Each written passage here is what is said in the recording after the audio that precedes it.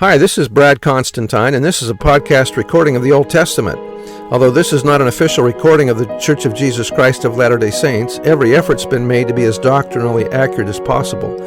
I'll be using for the text the Joseph Smith translation of the Old Testament, along with many commentaries from general authorities of the Church, BYU professors, Bible scholars, and others. This format will be very detailed, and so if you want a deep analysis of the Old Testament, you come to the right place. Thanks for your attendance. Hi, and welcome back to the Old Testament podcast. This is going to be for Leviticus 18. This one has to do with marriages to close relatives, which is forbidden. It has to do with incest and those kinds of things. If you want to skip this chapter and come back to the next one, that's okay. But I'm going to read a little bit of an introduction to chapter 18, which explains a lot of this and why it's being mentioned. The prohibition of incest and similar sensual abominations is introduced with a general warning as to the licentious customs of the Egyptians and Canaanites, and an exhortation to walk in the judgments and ordinances of Jehovah, and is brought to a close with a threatening allusion to the consequences of all such defilements. The phrase to uncover their nakedness was a Hebrew euphemism for sexual intercourse, and thus all kinds of incestuous relationships were forbidden, including 1. with a mother, 2. with a stepmother, 3. with a sister or half-sister, 4. with a granddaughter, the daughter of either son or daughter, 5. with the daughter of a stepmother, 6. with an aunt, the sister of either father or mother, 7. with the wife of an uncle or on the father's side, 8. with a daughter-in-law, 9. with a sister-in-law or brother's wife, 10. with a woman and her daughter or a woman with her granddaughter, and 11. with two sisters at the same time. The injunction against letting any children pass through the fire to Molech is explained. The name of this idol is mentioned for the first time in this place, as the word Molech or Melech signifies king or governor. It is very likely that this idol represented the sun, and more particularly as the fire appears to have been so much employed in his worship. There are several opinions concerning the meaning of passing through the fire to Molech. 1. Some think that the semen humanum was offered on the fire to this idol. 2. Others think that the children were actually made a burnt offering to him. 3. But others suppose the children were not burnt, but only passed through the fire or between the two fires by way of consecration to him. That some were actually burned alive to this idol, several scriptures, according to the opinion of commentators, seem strongly to intimate. See, among others, Psalms 100 and Jeremiah chapter 7. That others were only consecrated to his service by passing between two fires, the rabbis strongly assert, and if Ahaz had but one son, Hezekiah, though it be probable he had others, he is said to have passed through the fire to Molech, yet he succeeded his father to the kingdom.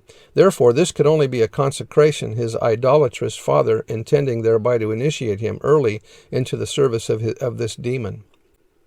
Other abominations involving sexual perversion, such as homosexuality and bestiality, were forbidden with equal severity. These very abominations of the Canaanites caused them to be cast out of the promised land Israel was about to inherit. And that's all out of the Institute Manual. All right, verse 1.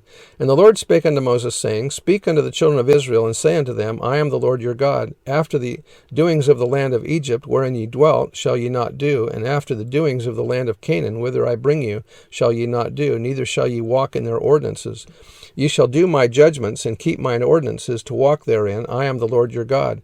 Ye shall therefore keep my statutes and my judgments, which if a man do, he shall live in them.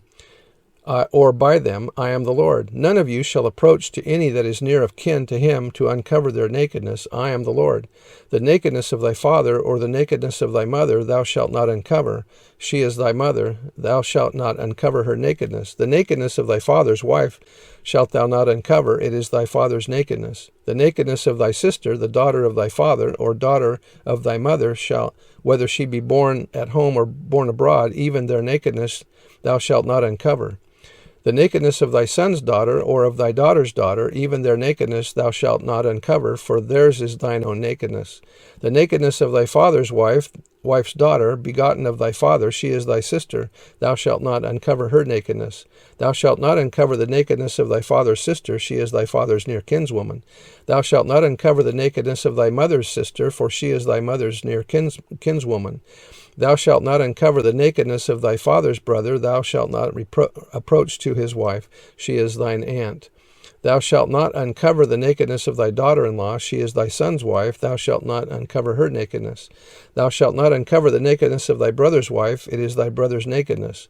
Thou shalt not uncover the nakedness of a woman and her daughter. Neither shalt thou take her son's daughter or her daughter's daughter to uncover her nakedness, for they are her near kinswomen. It is wickedness. Neither shalt thou take a wife to her sister, to vex her, to uncover her nakedness beside the other in her lifetime. Also thou shalt not approach unto a woman to uncover her nakedness, as long as she is put apart for her uncleanness. Moreover, thou shalt not lie carnally with thy neighbor's wife, to defile thyself with her. And thou shalt not let any of thy seed pass through the fire to Molech, neither shalt thou profane the name of thy God. I am the Lord. Thou shalt not lie with mankind as with womankind, or with the male you shall not lie as one lies with the woman. It is an abomination. Neither shalt thou lie with any beast, or to defile thyself therewith. Neither shall any woman stand before a beast to lie down thereto. It is confusion. Defile not ye yourselves in any of these things, for in all these the nations are defiled, which I cast out before you. And the land is defiled, therefore I do visit the iniquity thereof upon it, and the land itself vomiteth out her inhabitants.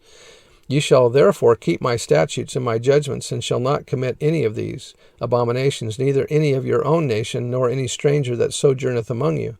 For all these abominations have the men of the land done, which were before you, and the land is defiled, that the land spew not you out also, when ye defile it, as it spewed out the nations that were before you.